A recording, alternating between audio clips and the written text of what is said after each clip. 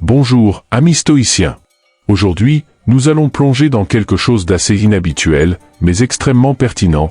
Comment pouvons-nous vaincre nos ennemis en utilisant les enseignements du stoïcisme, et ce, sans causer de destruction? Oui, c'est possible, et je vais vous montrer comment. Si vous recherchez la paix et la sagesse dans vos relations, même dans les plus difficiles, vous êtes au bon endroit. Allons-y. Utilisation de la compréhension empathique.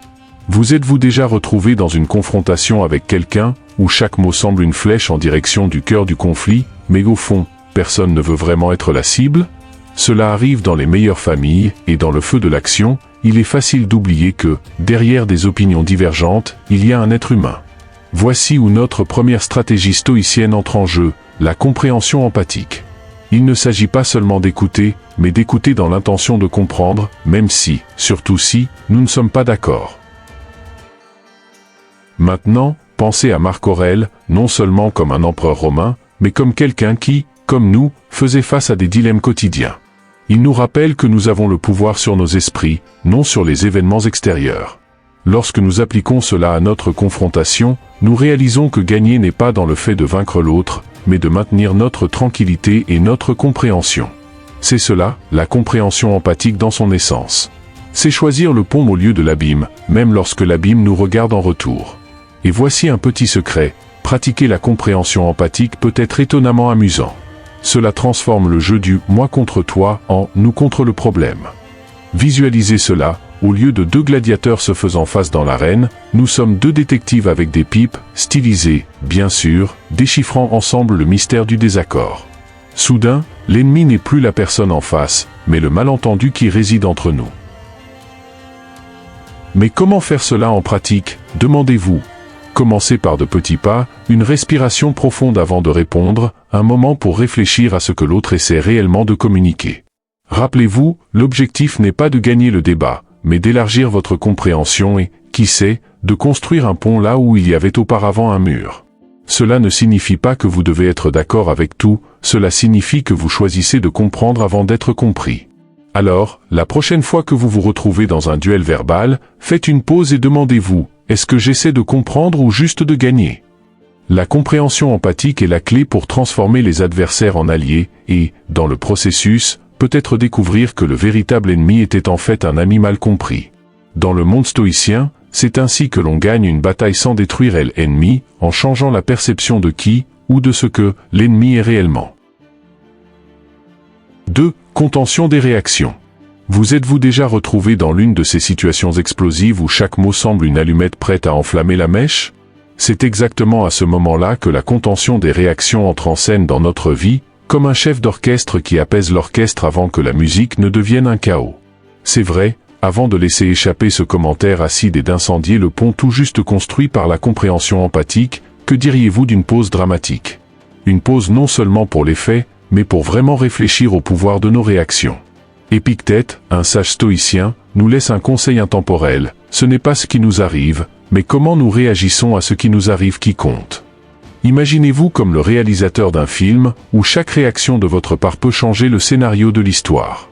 La contention des réactions est ce choix conscient de ne pas laisser le scénario de votre journée être écrit par des impulsions momentanées, mais plutôt par des décisions réfléchies. Oui, cela demande un effort, mais qui a dit que être réalisateur serait facile? Maintenant, vous vous demandez peut-être, mais comment faire pour contenir mes réactions quand tout ce que je veux, c'est exploser? Ici intervient l'art de respirer. Non, je ne parle pas d'une respiration quelconque, mais de cette respiration profonde et intentionnelle qui semble réinitialiser notre système. C'est comme appuyer sur le bouton pause dans un jeu vidéo lorsque vous savez que le niveau suivant est particulièrement difficile. Cette simple action nous donne ces précieuses secondes pour choisir une réaction plus alignée avec qui nous voulons réellement être. Et quand nous parlons de contention des réactions, nous ne suggérons pas que vous deviez avaler vos sentiments ou faire semblant que tout va bien quand ce n'est pas le cas. Au contraire, il s'agit de reconnaître vos sentiments, mais de choisir de les exprimer d'une manière qui n'ajoute pas de l'huile sur le feu. C'est la différence entre dire « tu m'énerves » et « je me sens irrité par cette situation ». De petits changements dans la façon dont nous exprimons nos sentiments peuvent avoir un grand impact sur la façon dont nous sommes entendus. Enfin, rappelez-vous que la contention des réactions est une compétence, et comme toute compétence, elle s'améliore avec la pratique. Chaque situation est une nouvelle opportunité de pratiquer.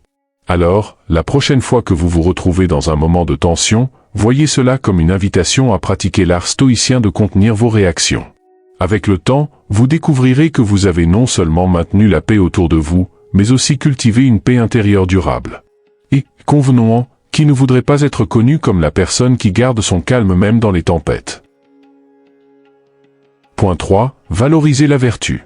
C'est l'un de ces principes qui, à première vue, semble tout droit sorti d'un manuel ancien de bonne manière, n'est-ce pas? Mais oh, comme il est actuel et nécessaire.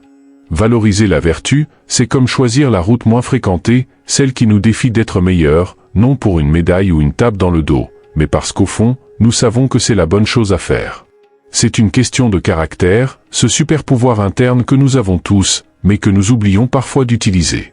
Au cœur du stoïcisme, la vertu est considérée comme la plus grande des richesses. Il ne s'agit pas de combien de « j'aime » nous recevons sur les réseaux sociaux ou si nous suivons les dernières tendances. Il s'agit d'être juste, courageux, modéré et sage, peu importe le scénario ou le public. Imaginez, dans un monde qui valorise souvent le « avoir » sur le « être », choisir la vertu, c'est comme être ce personnage intrigant dans un film qui, contre toute attente, opte pour l'intégrité plutôt que pour la facilité. Maintenant, valoriser la vertu ne signifie pas que nous devons nous placer sur un piédestal, regardant de haut ceux que nous considérons comme moins vertueux. Bien au contraire, c'est reconnaître que nous sommes tous sur le même chemin, essayant de faire de notre mieux chaque jour. Lorsque vous valorisez la vertu, vous devenez un phare d'inspiration, non par la prédication, mais par l'exemple. C'est montrer que, oui, il est possible de faire face aux défis de la vie moderne avec dignité et respect pour soi-même et pour les autres. Mais comment incorporons-nous cette valorisation de la vertu dans la bataille quotidienne qu'est la vie? Cela commence par les petits choix. Dans ce moment où vous décidez de ne pas propager une rumeur, même si tout le monde autour de vous le fait. Ou lorsque vous choisissez de faire ce qui est juste, même quand personne ne regarde. Ce sont ces actes qui renforcent le muscle de la vertu, la transformant d'un concept abstrait en une réalité tangible. Donc, la prochaine fois que vous vous trouverez à une croisée des chemins, demandez-vous, ce choix reflète-t-il la personne que je veux être? Valoriser la vertu est une invitation à vivre selon les normes personnelles les plus élevées, même lorsque la vie essaie de nous tirer vers le bas. C'est un rappel que, dans le grand schéma des choses, la vraie victoire est celle remportée sur nos tendances inférieures, nous élevant à un niveau où, même face aux plus grands défis, notre intégrité reste intacte. Point 4. Construisez des ponts, pas des murs. C'est l'une de ces maximes qui, lorsqu'elle est appliquée, a le pouvoir de transformer complètement nos relations et interactions quotidiennes. À une époque où la division semble être la norme, choisir de construire des ponts plutôt que des murs est un acte révolutionnaire de compréhension et d'empathie. Mais que signifie-t-il réellement? C'est choisir le chemin de la connexion, de l'ouverture au dialogue, de la recherche de points communs, même lorsque nous semblons être sur des côtés opposés. Dans nos vies, nous rencontrons constamment des moments où il est plus facile, et parfois même justifiable, d'élever des murs. Que ce soit à cause de malentendus, de différences d'opinion ou de conflits directs, la tentation de s'isoler et de se protéger est grande. Cependant, chaque mur que nous construisons ne nous sépare pas seulement des autres, mais nous enferme également dans nos propres limitations. D'autre part, chaque pont que nous construisons ne facilite pas seulement la rencontre avec l'autre, mais ouvre également la voie à de nouvelles perspectives et à la croissance. Construire des ponts nécessite du courage et de la vulnérabilité. Cela signifie être prêt à écouter activement, même lorsque nous sommes profondément en désaccord, et à exprimer nos propres pensées et sentiments d'une manière qui invite au dialogue et non au conflit. Vous souvenez-vous de la contention des réactions? Ici, elle joue également un rôle crucial. La contention nous permet de prendre un moment pour évaluer la meilleure façon d'aborder une situation, en choisissant des mots et des actions qui visent à la compréhension mutuelle, plutôt qu'à simplement renforcer nos propres positions. La beauté de construire des ponts est qu'elle ne améliore pas seulement nos relations avec les autres, mais nous transforme également. La pratique constante de l'empathie et de l'effort pour comprendre le point de vue d'autrui nous rend des personnes plus compatissantes, ouvertes, et oui, vertueuses. C'est un cercle vertueux. Plus nous construisons de ponts, plus il devient facile de construire le suivant. Et dans un monde qui semble de plus en plus divisé, cette capacité de se connecter, de vraiment voir et écouter l'autre, est plus précieuse que jamais. Alors, la prochaine fois que vous serez confronté à une situation conflictuelle, demandez-vous, est-ce que j'essaie de construire un mur ou un pont? Rappelez-vous, chaque interaction est une opportunité de renforcer la connexion avec les autres, favorisant la compréhension et la coopération mutuelle. Construire des ponts, pas des murs, est un engagement continu envers l'idée que, ensemble, nous pouvons surmonter tout défi, en résolvant nos différences de manière constructive et créative, au lieu de permettre qu'elles nous séparent. Point 5. Utilisez l'ironie socratique. L'ironie socratique, un outil aussi ancien qu'efficace, utilisé par Socrate lui-même pour désarmer ses adversaires sans avoir besoin d'une bataille rangée. Mais, qu'est-ce exactement que l'ironie socratique? C'est une technique qui consiste à feindre l'ignorance pour encourager son adversaire à exposer ses propres arguments, les amenant, à travers des questions apparemment innocentes, à voir les contradictions et les failles dans leur raisonnement. C'est comme jouer une partie d'échecs où, au lieu d'attaquer directement, vous guidez habilement votre adversaire vers un échec et mat en utilisant ses propres pièces. Utiliser l'ironie socratique dans nos interactions quotidiennes nécessite une dose de ruse et la capacité d'écouter réellement ce que l'autre personne dit. Il ne s'agit pas de faire paraître l'autre stupide, mais d'ouvrir un espace pour un dialogue véritable et réfléchi. En adoptant une posture de curiosité authentique, vous invitez l'autre à explorer les profondeurs de ses croyances, et souvent, à reconnaître par lui-même où ses arguments peuvent échouer. Cette méthode évite non seulement l'hostilité qui accompagne souvent les débats enflammés, mais promeut également une atmosphère de respect mutuel. Au lieu d'abattre les murs de défense de l'autre avec un marteau de faits et de logique, vous offrez essentiellement une clé qui peut ouvrir une porte à l'autodécouverte.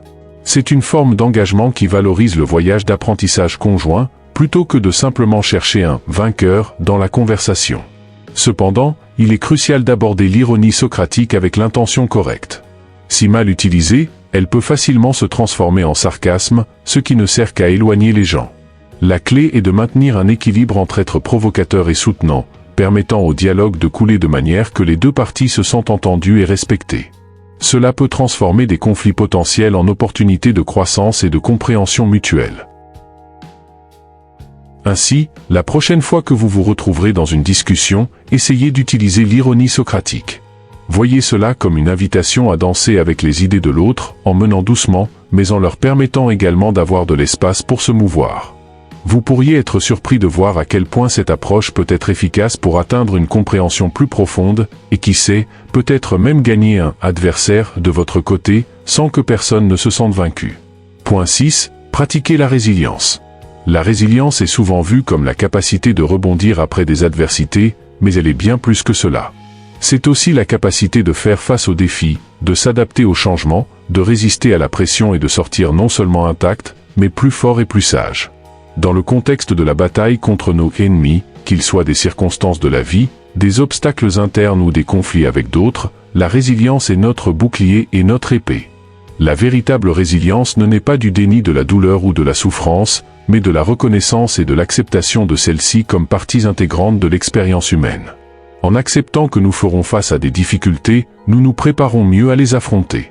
Au lieu de nous demander « Pourquoi cela m'arrive-t-il ?», nous pouvons nous demander « Que cela peut-il m'enseigner ?» Ce changement de perspective est fondamental pour développer une mentalité résiliente. La pratique de la résilience implique également de reconnaître nos limites et de savoir quand il est temps de chercher du soutien. Loin d'être un signe de faiblesse, demander de l'aide et s'appuyer sur d'autres dans les moments de besoin est un acte de force. Cela nous permet de construire des réseaux de soutien qui nous renforcent et nous préparent à affronter les défis futurs. Rappelez-vous, un arbre qui résiste au vent n'est pas celui qui est le plus rigide, mais celui qui est flexible et capable de se plier sans se briser. De plus, cultiver des habitudes et des pratiques qui renforcent notre santé physique et mentale est une partie cruciale de la résilience. Cela peut inclure tout, de maintenir une routine régulière d'exercice physique, de pratiquer la méditation ou d'autres formes de pleine conscience, à consacrer du temps à des hobbies et des activités qui nous apportent joie et satisfaction. Prendre soin de soi n'est pas un acte d'égoïsme, mais une nécessité pour maintenir la résilience. Enfin, la résilience est comme un muscle qui se renforce avec l'usage. Plus nous pratiquons le fait de faire face aux adversités avec une attitude d'apprentissage et de croissance, plus nous devenons résilients. Affronter chaque défi comme une opportunité de développer la force, la sagesse et la compassion pour nous-mêmes et pour les autres est l'essence de la résilience. Et en faisant cela, nous ne survivons pas seulement à nos ennemis, mais nous prospérons malgré eux. Point 7. Concentrez-vous sur ce qui est sous votre contrôle. L'une des leçons les plus précieuses que nous pouvons apprendre du stoïcisme est l'importance de concentrer nos énergies et notre attention sur les choses qui sont dans notre contrôle. Facile à dire, mais comment exactement pouvons-nous appliquer cette sagesse en pratique, surtout lorsque nous nous sentons entourés par les adversités ou en conflit avec d'autres? La réponse réside dans la distinction entre ce que nous pouvons et ne pouvons pas contrôler, et ensuite, agir en conséquence. Lorsque nous sommes confrontés à une situation difficile, qu'il s'agisse d'un désaccord avec quelqu'un ou de tout autre type d'obstacle, notre première réaction peut être d'essayer de changer les circonstances extérieures ou le comportement de l'autre personne. Cependant, c'est une bataille perdue, car, en réalité, nous avons très peu de contrôle sur les autres ou sur de nombreux aspects du monde qui nous entourent. Ce que nous pouvons contrôler, cependant, ce sont nos propres actions, réactions et attitudes. Adopter cette mentalité nécessite un changement de perspective significatif. Cela signifie reconnaître que, bien que nous ne puissions pas éviter certains événements ou comportements, nous pouvons choisir comment nous y répondons. Cela n'implique pas de passivité ou de résignation, mais plutôt un redéploiement de notre énergie vers des domaines où nous pouvons faire une réelle différence. En se concentrant sur ce qui est sous notre contrôle, nous utilisons non seulement notre temps et nos ressources plus efficacement, mais nous cultivons également un sentiment de paix et d'empowerment. Pratiquer la concentration sur ce qui est sous notre contrôle implique également de développer l'autodiscipline et la volonté de maintenir notre cap, même lorsque confronté à des tentations ou des distractions.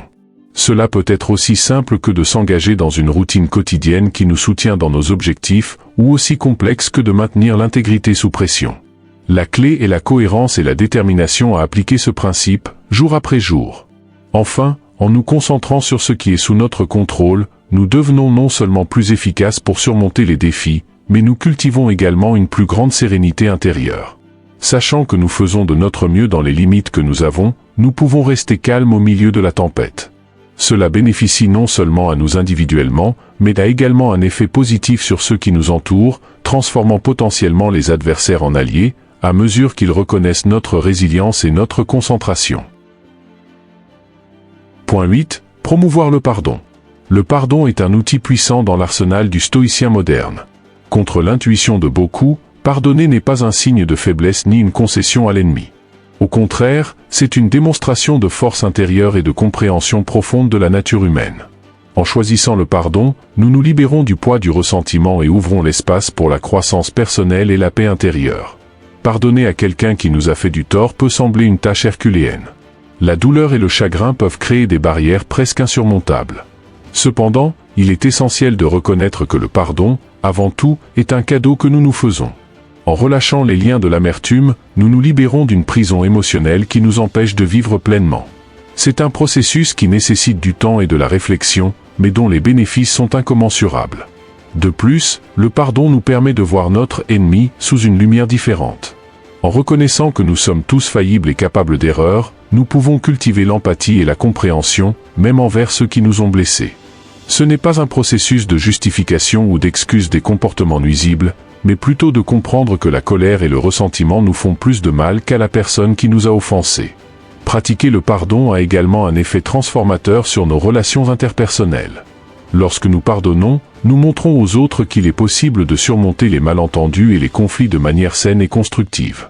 Cela peut encourager un cycle de pardon et de compréhension mutuelle, renforçant les liens et promouvant une communauté plus unie et résiliente. Enfin, il est important de se rappeler que le pardon est un processus, pas un événement unique. Il peut y avoir des moments où de vieilles blessures ressurgissent, et cela est naturel. L'important est de réaffirmer notre engagement envers le pardon, en nous rappelant les raisons pour lesquelles nous avons choisi cette voie. En promouvant le pardon, nous ne vaincons pas seulement nos ennemis sans les détruire, mais nous nous élevons également au-dessus du cycle de la négativité, cultivant une vie marquée par la paix, la compréhension et le contentement. Point 9. Adopter la perspective de l'aigle.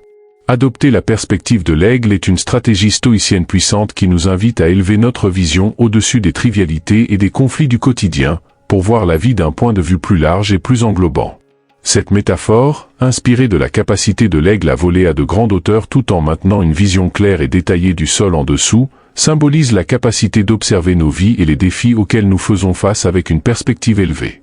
En adoptant cette vue, nous sommes capables de voir au-delà des émotions momentanées et des perturbations superficielles, atteignant une compréhension plus profonde de la véritable nature des problèmes et des solutions possibles.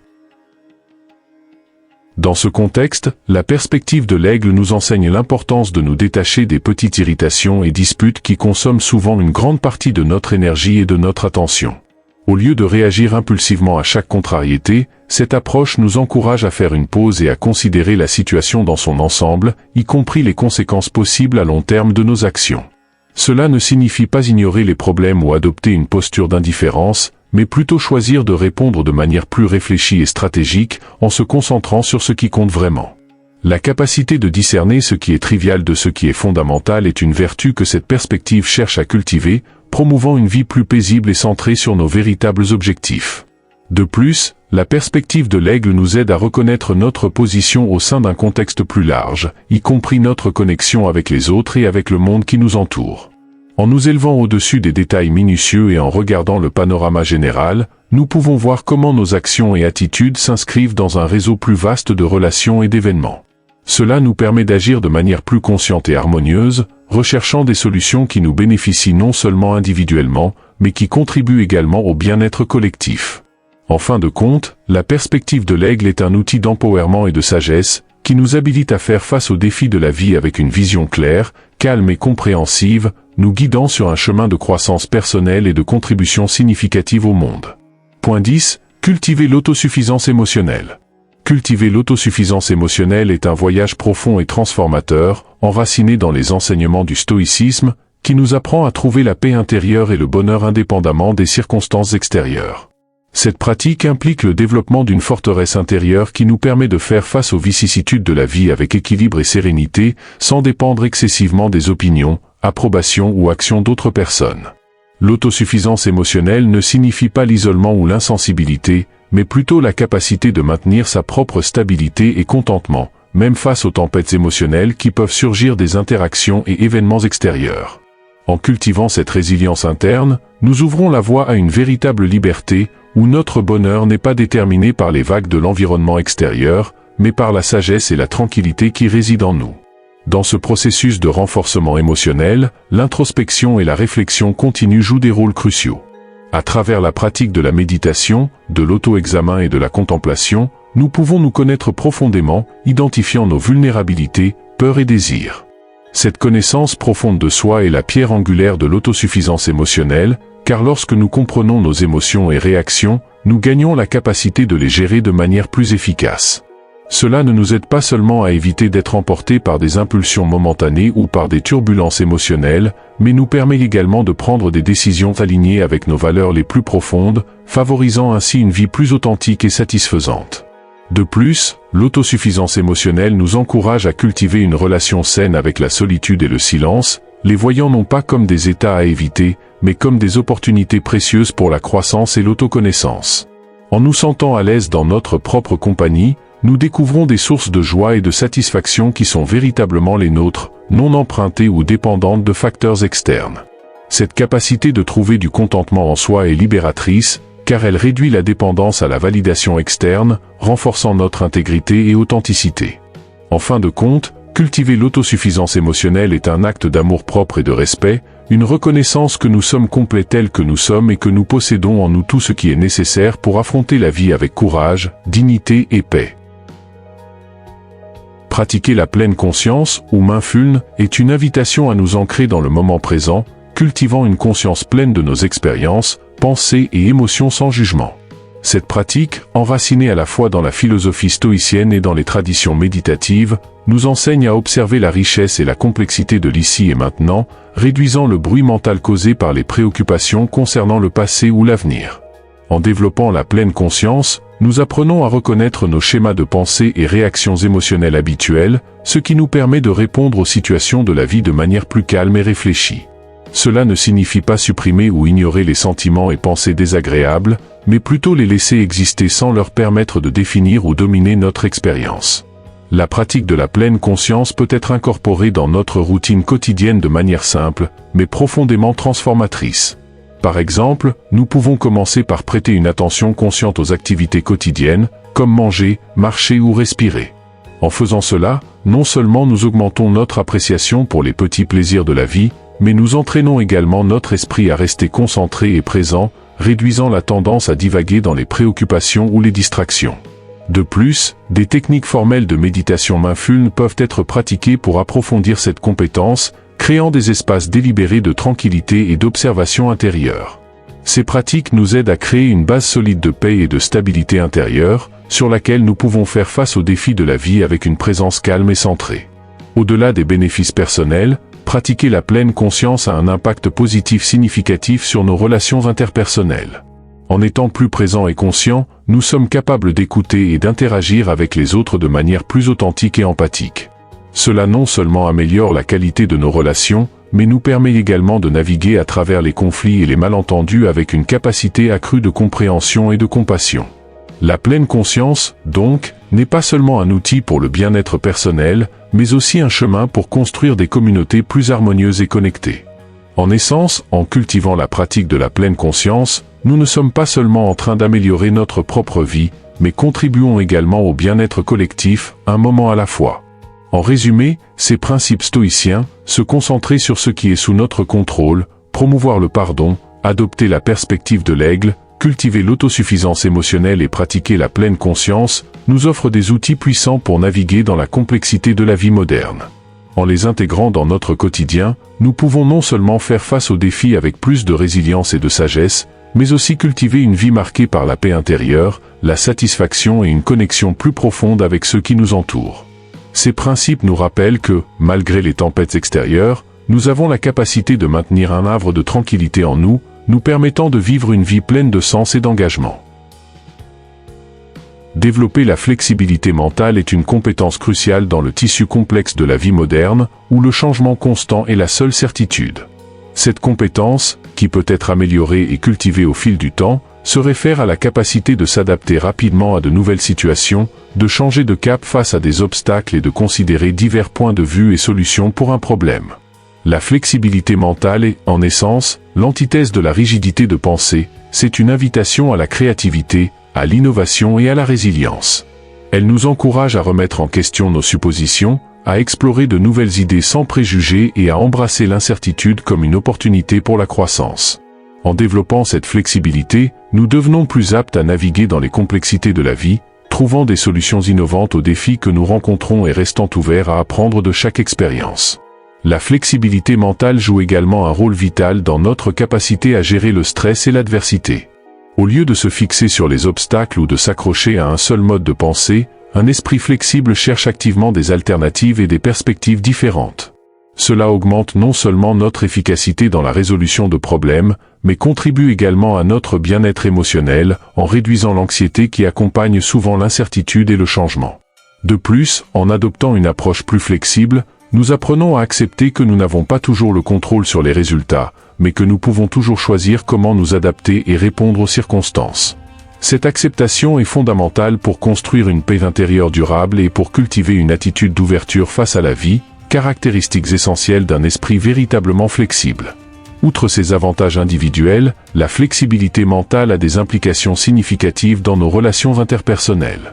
En abordant les interactions avec un esprit ouvert et adaptable, nous sommes plus disposés à écouter et à considérer les points de vue des autres, ce qui peut conduire à une compréhension mutuelle plus profonde et à des relations plus riches et gratifiantes. La flexibilité mentale nous permet d'embrasser la diversité des pensées, des cultures et des expériences, enrichissant notre propre vie et contribuant à une société plus inclusive et compréhensive. En fin de compte, développer la flexibilité mentale est un chemin vers une vie plus épanouie, résiliente et connectée, où l'adaptabilité et l'ouverture deviennent nos plus grands alliés face à l'évolution constante du monde autour de nous. Établir des limites.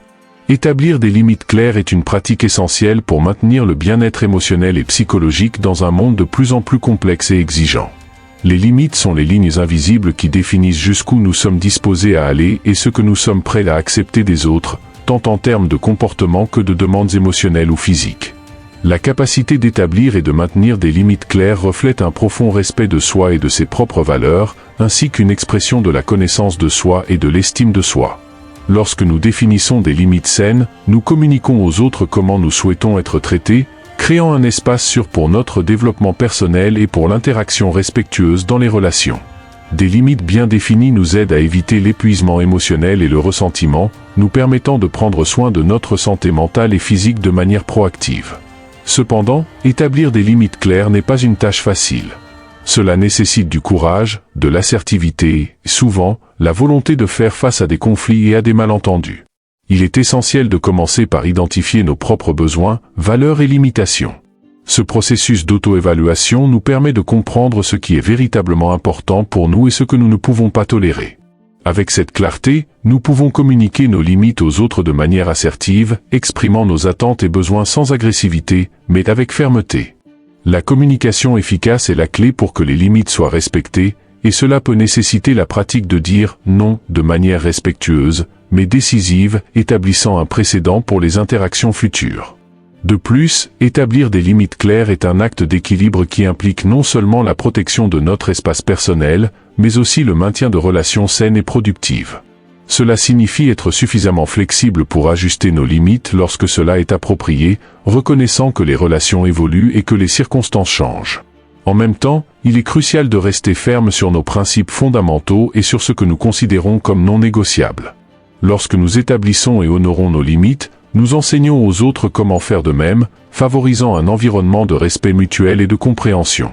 En fin de compte, la pratique d'établir des limites claires ne nous protège pas seulement, mais enrichit également nos relations, nous permettant d'interagir avec les autres de manière plus authentique, saine et harmonieuse. Pratiquer la gratitude. Pratiquer la gratitude est un exercice puissant qui transforme notre perception de la réalité, nous alignant sur une perspective plus positive et espérante de la vie. En cultivant un sens de la gratitude, nous commençons à nous concentrer sur les abondances présentes dans notre existence, plutôt que de nous fixer sur les manques ou les adversités. Ce changement de focus élève non seulement notre état émotionnel, mais améliore également notre santé physique et mentale. Des études montrent que les personnes qui pratiquent régulièrement la gratitude éprouvent moins de stress et de dépression, ont des relations interpersonnelles plus fortes et même une meilleure fonction immunitaire. La gratitude nous apprend à apprécier la valeur des choses simples et quotidiennes, comme un sourire partagé, la beauté d'un coucher de soleil ou la gentillesse d'un étranger, cultivant une sensation de contentement et de satisfaction qui transcende les circonstances extérieures. De plus, la pratique de la gratitude nous aide à développer une plus grande résilience face aux adversités. En reconnaissant et en appréciant les aspects positifs de notre vie, même dans les moments difficiles, nous sommes capables de maintenir une perspective équilibrée et optimiste. Cela ne signifie pas ignorer les problèmes ou les défis, mais plutôt choisir de se concentrer sur ce que nous avons, plutôt que de se lamenter sur ce qui nous manque. La gratitude nous encourage à chercher des leçons et des opportunités de croissance dans chaque expérience, renforçant notre esprit et notre capacité à affronter les tempêtes de la vie avec courage et espoir. En pratiquant la gratitude, nous devenons également plus généreux et empathiques, car nous reconnaissons l'importance d'exprimer notre appréciation et de valoriser les contributions des autres dans notre vie, renforçant nos liens avec la communauté et avec ceux que nous aimons. Pour incorporer la gratitude dans notre vie quotidienne, nous pouvons adopter des pratiques simples, comme tenir un journal de gratitude, où nous enregistrons quotidiennement les choses pour lesquelles nous sommes reconnaissants, ou consacrer un moment de notre journée à réfléchir sur les bénédictions que nous avons reçues. Ces pratiques, bien que petites, ont le pouvoir de modifier significativement notre attitude face à la vie, cultivant un sens de l'émerveillement et de l'appréciation qui enrichit notre expérience. En faisant de la gratitude une pratique quotidienne, nous n'améliorons pas seulement notre propre vie, mais influençons également positivement ceux qui nous entourent, créant un cycle vertueux de positivité et d'appréciation. La gratitude, donc, est bien plus qu'un simple acte de reconnaissance. C'est une philosophie de vie qui ouvre nos cœurs à la plénitude de l'existence, nous permettant de vivre chaque moment avec joie, paix et un profond sens de satisfaction. Encourager la communication assertive. Encourager la communication assertive est essentiel pour construire des relations interpersonnelles saines et efficaces, tant dans l'environnement personnel que professionnel. La communication assertive repose sur l'expression claire et directe de nos pensées, sentiments et besoins, tout en respectant en même temps les droits et les sentiments des autres. Cette forme de communication permet aux individus de défendre leurs propres intérêts et d'établir des limites, tout en maintenant une posture de respect et d'empathie. En étant assertifs, nous évitons les extrêmes de la passivité, qui laissent nos besoins insatisfaits, et de l'agressivité, qui ignore les besoins des autres. L'assertivité est donc un équilibre délicat qui favorise la compréhension mutuelle et la résolution des conflits de manière constructive et respectueuse. Développer des compétences en communication assertive nécessite de la pratique et de l'autoconnaissance. Il est important de commencer par identifier nos propres besoins et sentiments et d'apprendre à les exprimer de manière claire et spécifique, sans généralisation ni accusation. Cela implique l'utilisation du « je » au lieu de « tu » dans les déclarations, ce qui aide à assumer la responsabilité de nos propres expériences sans attribuer de blâme. De plus, l'écoute active est un composant crucial de la communication assertive. Cela signifie écouter véritablement ce que l'autre personne dit, sans l'interrompre ou planifier notre réponse pendant que l'autre parle. En démontrant que nous valorisons la perspective de l'autre, nous créons un environnement de confiance et d'ouverture, où il est plus facile de trouver un terrain d'entente et d'arriver à des solutions mutuellement satisfaisantes. De plus, la communication assertive implique également de reconnaître et de respecter les différences. Dans un monde diversifié, il est inévitable de rencontrer des personnes ayant des points de vue, des besoins et des attentes différents des nôtres. L'assertivité nous permet d'aborder ces différences de manière respectueuse et productive, cherchant à comprendre la position de l'autre avant d'essayer d'être compris. Cela facilite non seulement la résolution de conflits, mais enrichit également nos relations, nous permettant d'apprendre des perspectives et des expériences des autres. En fin de compte, la communication assertive est une compétence puissante qui nous habilite à vivre et à travailler harmonieusement avec les autres, favorisant un environnement de respect mutuel, de compréhension et de collaboration. Et ainsi, amis, nous avons navigué ensemble à travers ces 8 façons puissantes de triompher sur nos ennemis sans recourir à la destruction, mais plutôt en cultivant un esprit de résilience, de compréhension et de croissance personnelle. Chaque point que nous avons abordé aujourd'hui, du pouvoir de l'empathie au pardon, est un outil qui, une fois mis en œuvre, ne nous aide pas seulement à surmonter les conflits, mais aussi à transformer nos vies et celles autour de nous de manière profondément positive. En appliquant ces principes dans notre vie quotidienne, nous renforçons non seulement notre caractère, mais nous construisons également des ponts là où il y avait auparavant des murs. Notre voyage à travers le stoïcisme est la preuve qu'il est possible de faire face aux adversités de la vie moderne avec grâce, dignité, par-dessus tout, sagesse. Si vous avez trouvé de la valeur dans cette vidéo, si l'une de ces stratégies a résonné avec vous ou si vous avez vos propres histoires sur la façon dont vous avez réussi à surmonter les conflits sans détruire vos ennemis, veuillez partager avec nous dans les commentaires. Votre interaction est ce qui rend notre communauté si spéciale et riche en perspectives. Et bien sûr, si vous ne l'avez pas encore fait, donnez ce petit like malicieux et abonnez-vous à la chaîne. Votre soutien est crucial pour continuer à explorer ensemble les enseignements du stoïcisme et à les appliquer aux complexités de la vie moderne. Chaque like, chaque abonnement, chaque commentaire, nous aide à grandir et à apporter plus de contenu précieux pour vous. Jusqu'à la prochaine vidéo, continuez à pratiquer ces principes, tenez bon dans votre voyage de croissance personnelle et souvenez-vous, au cœur du stoïcisme se trouve la quête incessante de l'amélioration de soi, non seulement pour notre propre bénéfice, mais pour le bien plus grand de tous ceux qui nous entourent. Merci de regarder et de faire partie de cette incroyable communauté. À la prochaine!